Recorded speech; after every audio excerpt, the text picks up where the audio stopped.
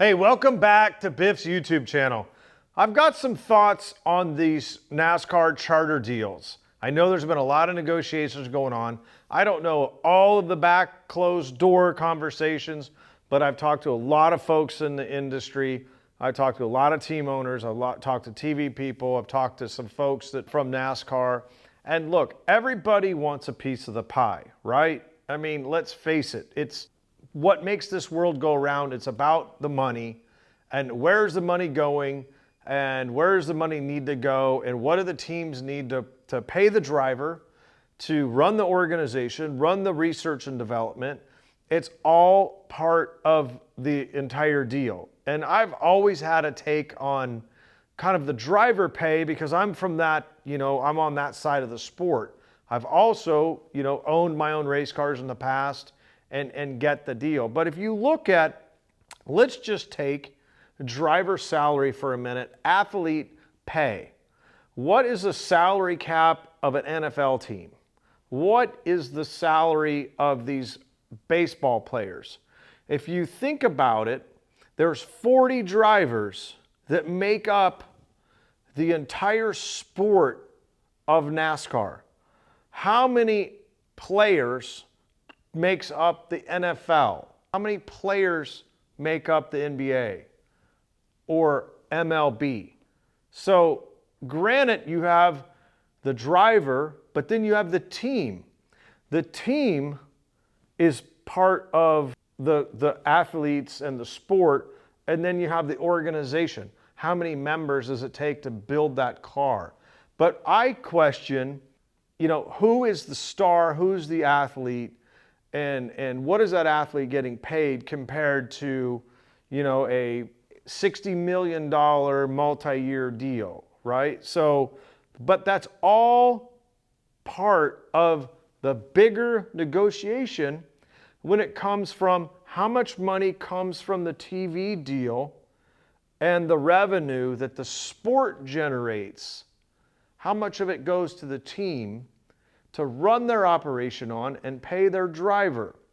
So it's all a big cycle of, where does the money come from the NFL, right? A large percentage of it comes from the TV, and that has to go to the team in order to pay the players. So it's all relative.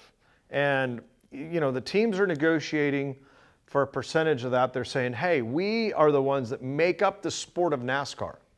NASCAR is not a sport without the teams and the drivers and the sponsors that make up the thing. So it's a vicious circle.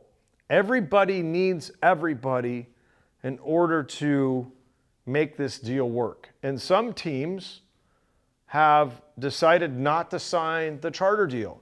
And that they have their own reasons, and in a way, I don't blame them. They're saying, hey, we want more money, we want to pay our driver, we want to take care of our team guys, and we need so much money to stay up on the cutting edge of this sport and research and development and all these things. So it's a very complicated issue. I hope that they get it worked out. You hope that NASCAR is being fair. They sort of hold the cards, if you will. Guys can hold out and see what they are able to negotiate themselves. I feel like I've heard some of the smaller teams feel like they haven't had a seat at the table, so to speak.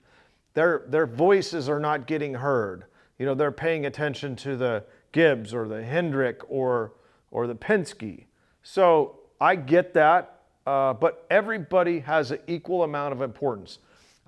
If you have two teams and somebody else has four teams, I feel like you have the same voice having two teams as you do four. It's not any different just because you have four teams.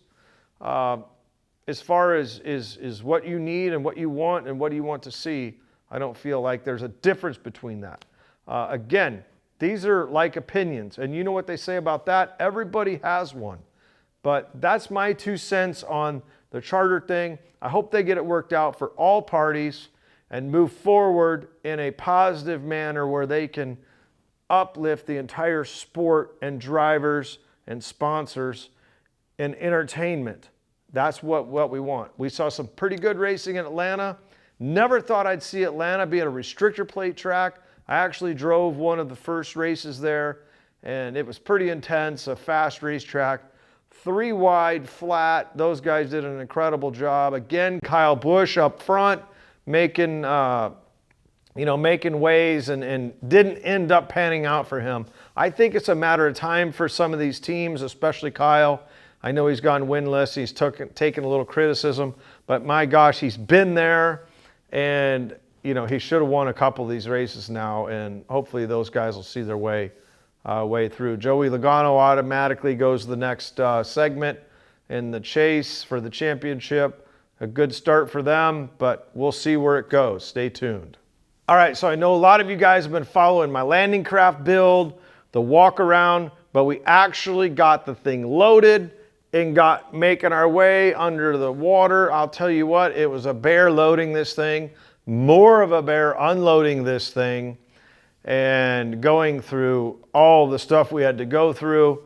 It was intense. We've got some great video we're going to be putting up showing you some of the struggles of loading this thing and unloading it and making our way. Very, very happy I got that done. Getting ready to do some more, so stay tuned for the second venture on the landing craft. Building some cool new projects in the shop, getting ready for the Sand Outlaw Series race in Glamis, California, 6th and 7th. If you guys are in the area or going to be out in Glamis, or you want to race your car, we've got a Run What You Brung class. We've got a new Pro R class with a 55-58 turbo. We've got a lot of new things coming in the Sand Outlaw Series. Check it out, December 6th and 7th, Glamis, California. We're going to live stream the event. We got lots of good stuff going, and I'm working on my car. Got some things in the pipeline. Check it out.